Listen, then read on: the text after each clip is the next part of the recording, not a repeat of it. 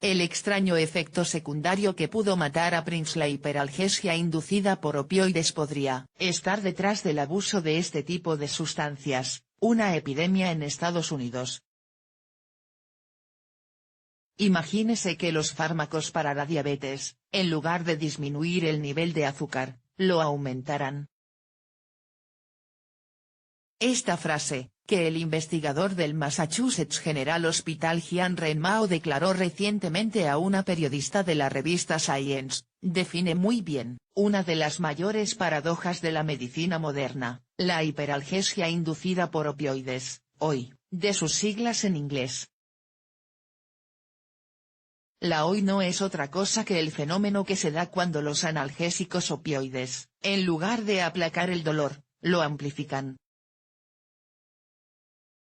Lo hacen cambiando la señalización en el sistema nervioso central, lo que implica que el organismo se hace más sensible a los estímulos dolorosos.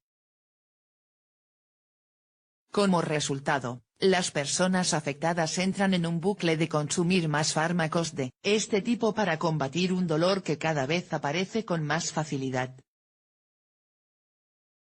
Por esta razón, el síndrome podría estar detrás de algunos fallecimientos por ingesta excesiva de estos medicamentos.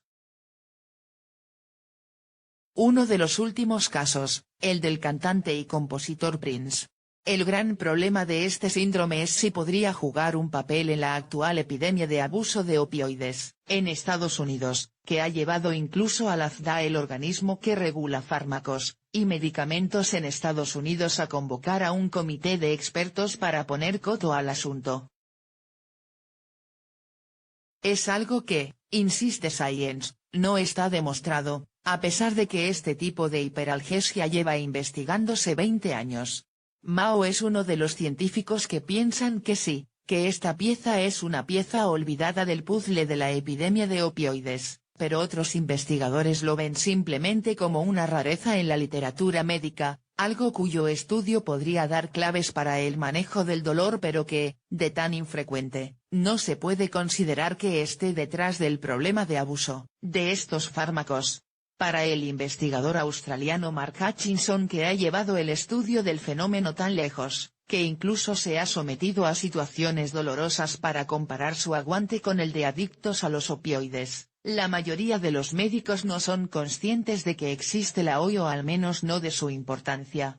Otro investigador citado en el artículo de Science, Martin Hanks de la Stanford University, señala que este síndrome tiene sentido desde el punto de vista evolutivo.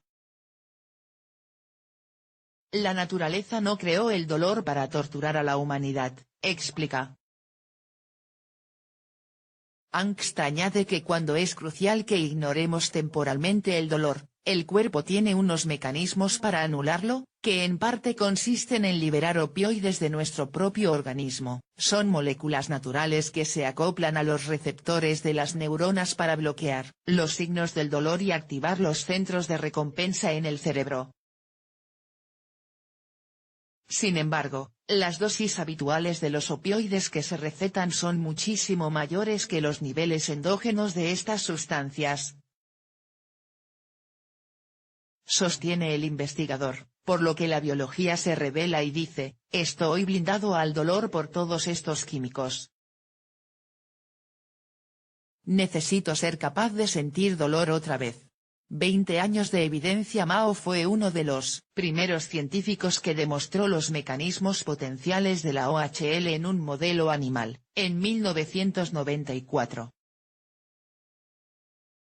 Demostraron que después de 8 días de recibir una inyección de opioides en la columna, retiraban antes sus patas de una superficie que se iba calentando paulatinamente, es decir, sentían dolor antes. El umbral del dolor había cambiado, por lo que el cuerpo necesitaba mayores dosis del medicamentos para sentir el mismo efecto.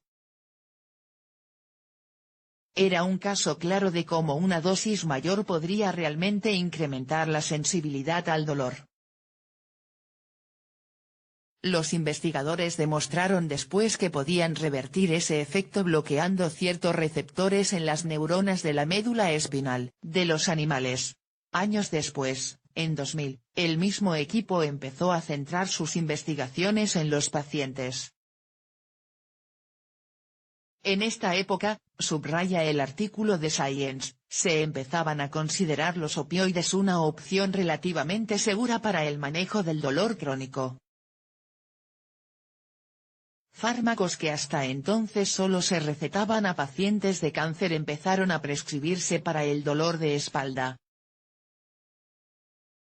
Según Mao y sus colaboradores, este clima favoreció también la OHL, pero es algo difícil de demostrar.